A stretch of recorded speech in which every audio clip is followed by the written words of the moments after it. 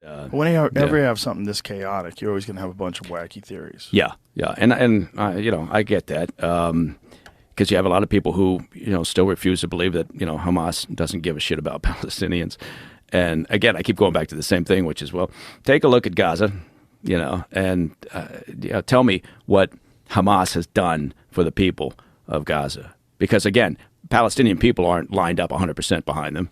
In fact, there's been reports of looting of Hamas facilities since they've been losing their grip on power. The Hamas leadership structure is enormously wealthy.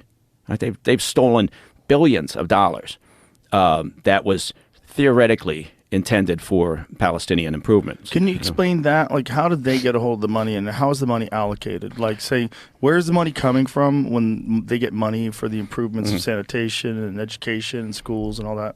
It comes from a variety of sources. Look, I think the EU, the European Union, is, I think, the largest donor still to the Palestinian people, and it comes through various organizations. So, the United Nations, the Refugee Office, UNRW, the USAID, and some NGOs, and quite a few NGOs. So money is donated or allocated by governments, and the U.S. has given billions of dollars through these organizations for the improvement of Palestinian lives, right? And part of that came out of the Oslo Accords, the idea being,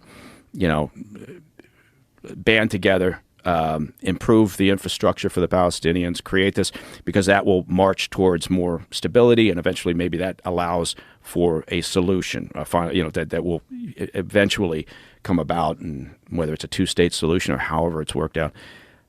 So that money flows in.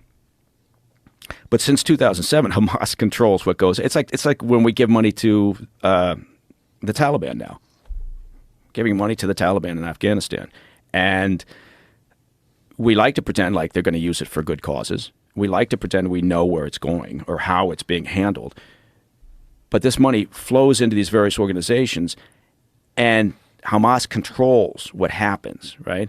So one way or another, they get their hands on that money, and they decide what they want to do with it. And for the most part, it has been for the betterment of Hamas as an organization, in part because that's what Iran expects them to do. And Iran also provides them with funds, not the Palestinian people. Iran directly funds Hamas.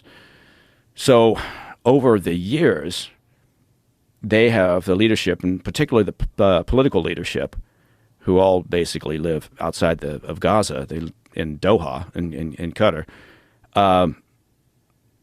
Some reports, and they're confirmed by the U.S. Treasury. It's not just the Israelis saying this.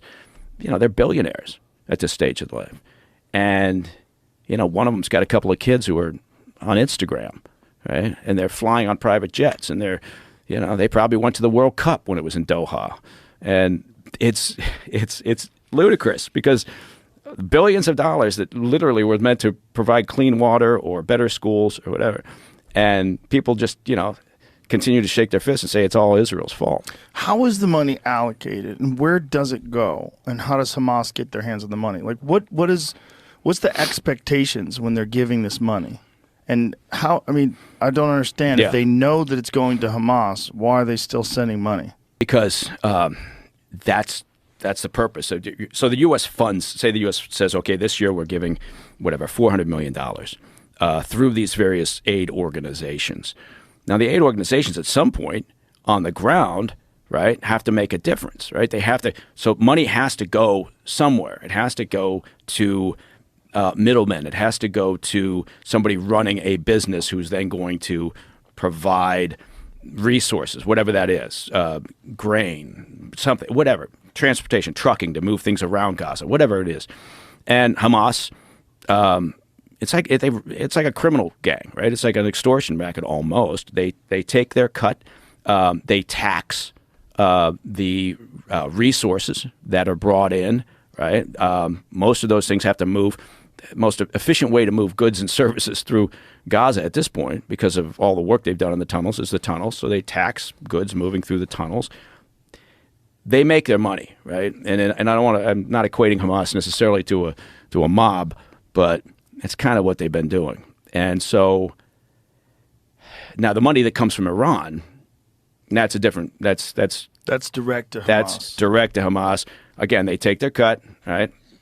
I have it off, but then they spend it because they're beholden to Iran. They spend it on what they're supposed to, which is, more weapons, more gear, paying their fighters, and so, yeah, I keep coming back around to this notion that the Palestinian people have been getting screwed, left and right. There's no doubt about it, right?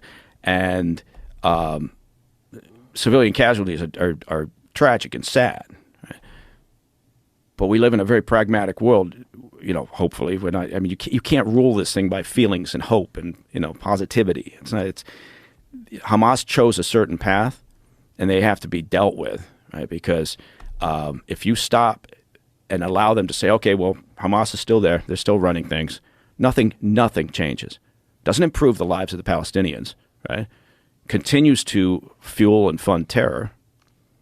So, okay, fine. If you feel better about a ceasefire and kicking the can down the road, but you're not. Don't pretend like you're solving something.